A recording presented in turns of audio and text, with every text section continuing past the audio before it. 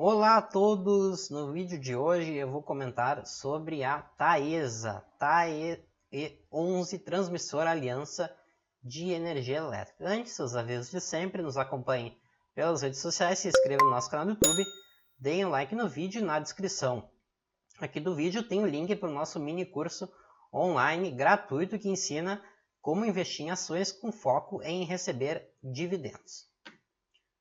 A Taesa é uma empresa exclusivamente de transmissão de energia, realizou IPO em outubro de 2006, ainda sob o nome antigo de Terna Participações, ela é listada hoje no nível 2 de governança, vale na bolsa cerca de 9,13 bilhões, as ações Unity negociam acima de 100 milhões ao dia, as ações ONPN negociam bem menos, e a Unity da Taesa é formada por uma ON e duas PN, tendo os mesmos direitos que essas ações e, portanto, um tag along de 100%. A Taesa ela foi fundada em janeiro de 2006, ainda sob o nome de Donnery Holdings SA, foi trocada para Terna Participações em abril, e a finalidade era concentrar no Brasil os ativos da companhia italiana Terna S.p.A., que é um grupo de transmissão, e aqui no Brasil eles tinham duas empresas, que era a TSN e a Nova Trans, duas concessões bastante grandes, e eles reuniram tudo isso aí sob o guarda-chuva da Terna. E nesse mesmo ano, lá em outubro, a Terna fez o IPO de 34% da companhia, ficou, portanto, com 66%. Em 2009, trocaram o nome para a Taesa e a Terna vendeu o controle que ela tinha para dois investidores, um é o Fundo de Investimento em Participações Coliseu, o FIP Coliseu, que ficou com 51% desse controle, e também para a CEMIG GT, que é uma subsidiária da CEMIG, que ficou com 49%. E no ano seguinte, então, esses dois controladores tiveram que fazer uma obra, porque é um procedimento exigido pela legislação. Em 2012 ocorreu a emissão primária de units, as units que a gente conhece, e aí a empresa levantou 1,76 bilhões. Em setembro de 2016, o FIP Coliseu e a CEMIG venderam uma boa parte das units que ele tinha, uma forma de dar liquidez para esses investidores. E em dezembro de 2006, o FIP Coliseu saiu completamente da companhia.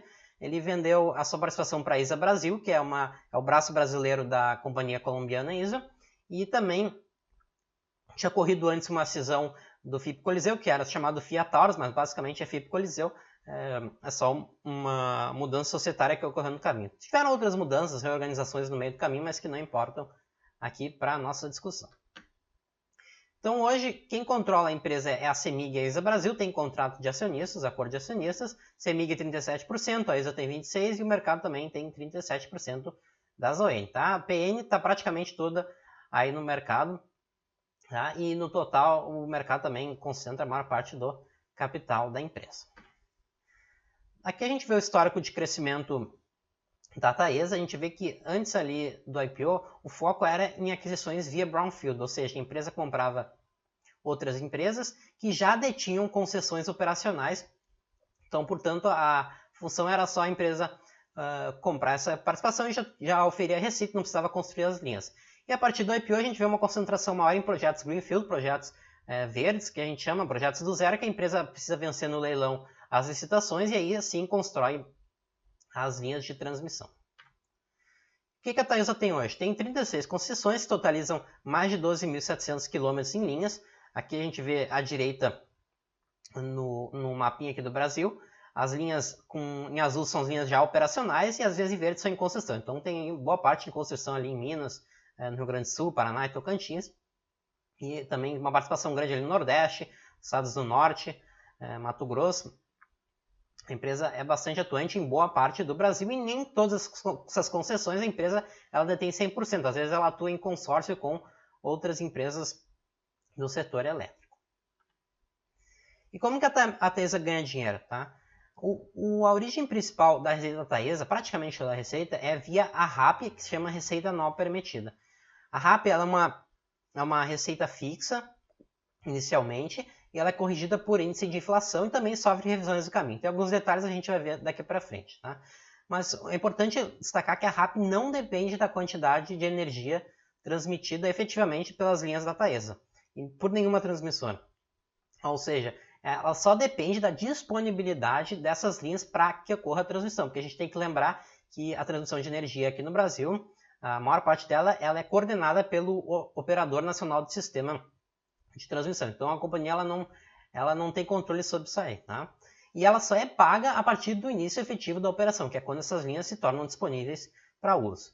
Aí quem que paga a RAP? São as geradoras, as distribuidoras, que no caso repassam para nós, os consumidores cativos, e também os consumidores livres, que negociam diretamente com as geradoras. Tá?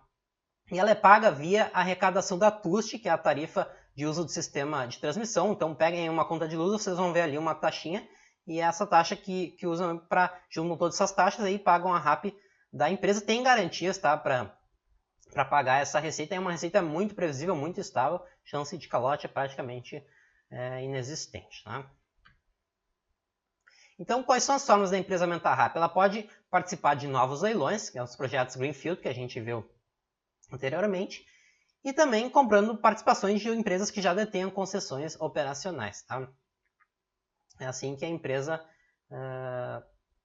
tem essas duas formas da empresa aumentar a sua receita operacional. E ela recebe uma indenização, tá? Quando a concessão ela termina, a empresa ela recebe uma indenização porque esse ativo, essas linhas, elas são devolvidas para a União, eles não são de propriedade da Taesa. Então, o que não foi amortizado daí, a empresa tem direito a uma indenização, tá? E também ocorrem algumas deduções nessa receita, tá? A parcela variável, que ela é limitada a 12,5% da RAP, em caso de indisponibilidade das linhas, né? Se for ali um problema técnico de gestão ali, fizeram lambança, as linhas não estão disponíveis, a empresa vai sofrer uma dedução na sua receita, tá? Por exemplo, hoje tem um problema ali no Rio Madeiro, as usinas que estão ali não estão conseguindo escoar toda a energia, porque tem duas as linhas ali que estão com problema, acho que só está passando metade da energia, se eu não me engano, então essas que tem concessão dali certamente vai sofrer uma penalidade, né, se for comprovado aí que foi problema aí técnico, problema de gestão, tá? E também a empresa pode sofrer multas da ANEEL caso ela não cumpra essas obrigações regulatórias, né? A empresa tem prazo para construir essas linhas, para realizar reformas e tal, então pode vir a sofrer multa sim da Agência Nacional de Energia Elétrica. Tá? Então, aqui no Brasil, existem 3 categorias de concessões, de formas das empresas atuarem nesse sistema de transmissão. Tá? A primeira categoria, na qual a Taesa não tem participação nenhuma, são os ativos antigos, foram outorgados antes de 99, eram concessões renovadas por mais de 30 anos, em 2012 elas foram renovadas, e a partir de 2013, então, essa RAP ela foi sendo corrigida pelo IPCA. Antes não tinha isso aí, mas tinha revisão tarifária a cada 5 anos. Lembrando, a Taesa não tem concessões nessa categoria. Tá?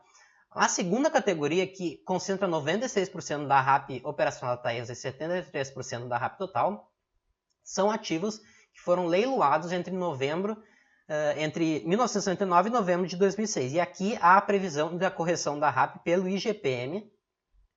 Tá? Todo ano vai sendo corrigido, vai de maio até junho, o período de uso de correção, e aí ela passa a valer a partir de julho. Tá? E aqui tem uma questão que no 16º ano da operação, tá, da instalação, essa RAP cai a metade. Então tem um padrão escadinha aí na RAP, que chegou no 16º ano, corta a metade.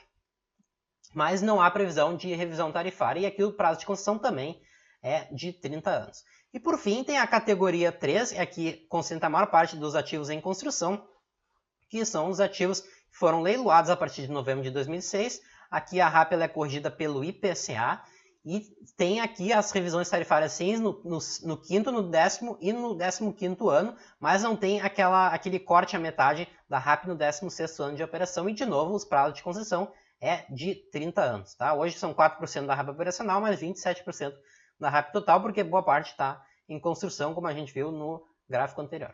Então aqui a gente vê como que funciona o processo de leilão no qual a Taesa participa. Tá? Esse aqui é um exemplo real do leilão 004, que foi realizado em 20 de dezembro de 2018, ano passado. Tá? Eram 16 lotes.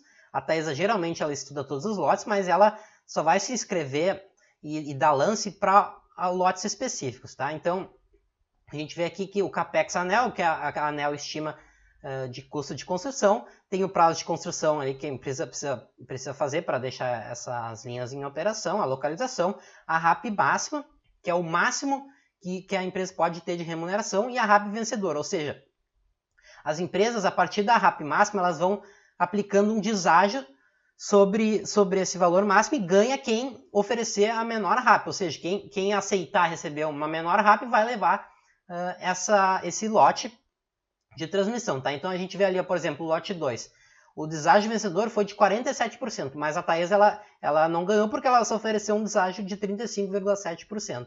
Ali o lote 3 ela quase ganhou, foi 44,9%, eles ofereceram 44,5%. Mas no lote 12 a empresa ganhou, o deságio da Taesa foi o deságio vencedor de 38,8%. Tá? E assim que a empresa ela vai arrematando as suas novas linhas de transmissão e a empresa precisa aí construir essas obras. Lembrando que isso aí obviamente leva a conta, porque a empresa pode ter um custo de construção CAPEX menor do que o da ANEEL, ou maior também, e aí a partir daí ela tem estimativa de quanto que vai ser a rentabilidade desse projeto. Tá? Por isso que nem sempre é interessante participar de tudo. Tá, aqui comentar um pouco do setor de transição no brasileiro. É um setor hoje que apresenta um gargalo muito grande, porque a gente olha aqui no mapinha que toda a geração hidráulica, a maior parte dela está lá no norte, tem um gargalo grande no norte, enquanto que o polo consumidor principal, ali 58%, está no sudeste e sul, ou seja, sudeste, centro-oeste e no sul também. Então, precisa fazer com que essa linha ela seja transmitida por longas distâncias até chegar no seu destino. Tá? É a mesma coisa para geração eólica e solar, que o foco ali é no nordeste, ele pega muito sol, tem muito vento. Tá? Precisa levar essa energia ali para onde há o maior consumo, e isso aí obviamente exige construção de linhas de transmissão. Então aqui à direita a gente vê que há uma previsão de 2019 a 2026 de investimento de 36 bilhões, tá? Para expandir o total de linhas de 144 mil quilômetros para 197 mil quilômetros, ou seja, mais de 1/3 de todas as linhas que já foram construídas até agora, elas devem ser construídas até 2026, é lógico, se esse plano for concretizado. Tá? O que a gente vê aqui são os players aqui no Brasil. Tá?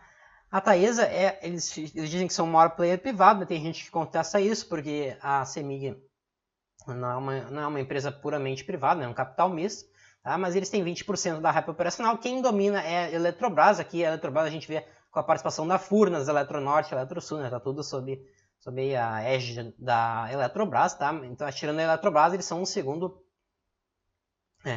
player operacional.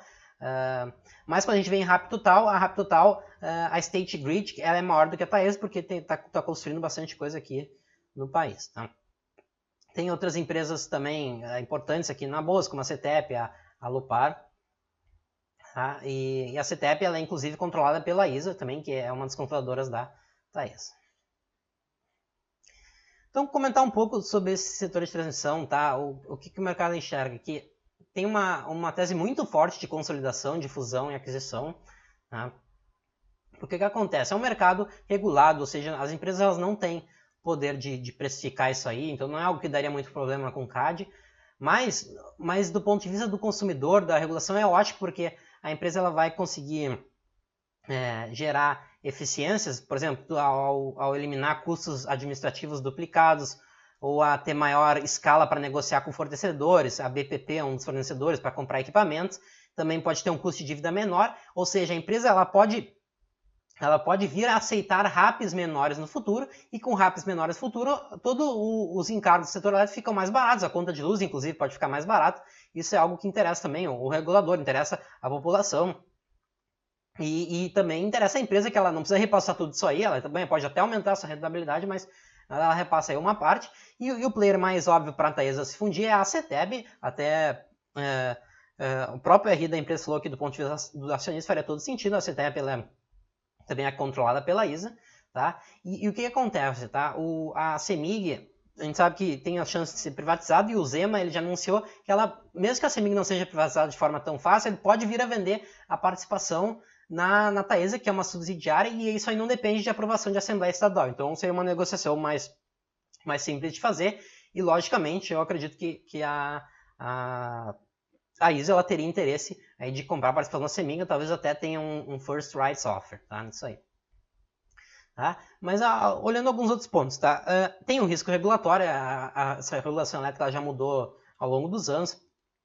De transmissão tem um pouco menos de problema, mas já mudou também. Tá? Isso aí pode vir a mudar também no futuro, pode ser que os novos leilões não venham a ser tão atrativos, pode vir a ter outros encargos, enfim, é difícil a gente estimar como que vai ser isso aí no futuro.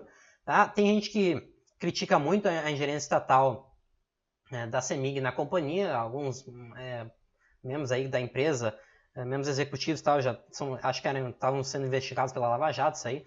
Então a gente sabe que nem sempre o uso dessas empresas é em prol dos acionistas, tem muitas vezes uso político. Então tem gente que contesta essa participação. Tá? É importante levar em conta a recomposição de receitas, porque o que acontece? A empresa ela tem esse fluxo de receitas, mas à medida que as concessões acabarem, ela vai ganhar a indenização ali e não vai ganhar mais nada, se não comprar novas participações, adquirir novos leilões, aí essa receita vai a zero. É como se fosse uma bond, né, uma debênture, isso aí vai sendo amortizado com o tempo, caso não haja esta recomposição. Tá? Mas é uma empresa que agrada muito quem gosta de dividendo, tá? Porque as receitas e as despesas são bastante previsíveis, não tem grande surpresa, tá? Apesar de que é importante ter uma boa manutenção das linhas, uma boa operação, né? Senão pode ter penas aí, em caso que as linhas não estejam disponíveis. Mas, via de regra, é uma ação com perfil mais defensivo. Tá? E outra característica também da Taesa e as empresas é que elas usam bastante alavancagem financeira, justamente para darem um retorno maior aos seus acionistas, porque como tudo é previsível, né, também os retornos não podem ser mágicos, né, então a empresa utiliza a alavancagem financeira. Tá? Queria chamar a atenção só a diferença de contabilidade FRS e regulatória.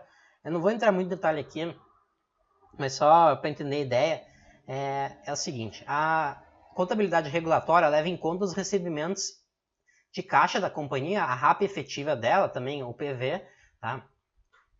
No reconhecimento da receita, quando que esse caixa entra na companhia. Já em termos de IFRS, todas essas concessões elas são consideradas como ativos financeiros, porque na prática é mais ou menos o que acontece, porque esse ativo ele não pertence à companhia, né, ele é devolvido à União. Então toda a classificação disso aí é com base numa operação, né, como se fosse uma debênture mesmo, uma bond. Então tem uma contabilidade bastante diferente, tá? Que faz com que isso aí dificulte um pouco a análise para quem não está acostumado da Taesa. Mas no site deles tem um material bastante interessante que explica no detalhe de como que funciona isso aí. Tá? Mas, por exemplo, isso aí importa, por exemplo, na questão dos dividendos. Tá? Os dividendos eles são pagos com base no lucro líquido, que é um conceito de FRS, tá? Mesmo que tenha diferença aí com o regime de caixa, o regime regulatório. Então tem que estar atento nesse sentido. Tá? Bom, aqui terminamos mais um vídeo da Taesa. Lembrando, não é recomendação de compra ou de venda de ações da Taesa, mas se vocês quiserem conhecer mais sobre a empresa, convido a assinarem o nosso relatório, o link deve estar aparecendo aí na tela. A gente acompanha a empresa há bastante tempo, tem um analista dedicado aí à Taesa, conhece bastante da empresa, então convido a todos. Novamente, convido a assinarem o nosso canal do YouTube, curtirem o vídeo, muito obrigado e até uma próxima.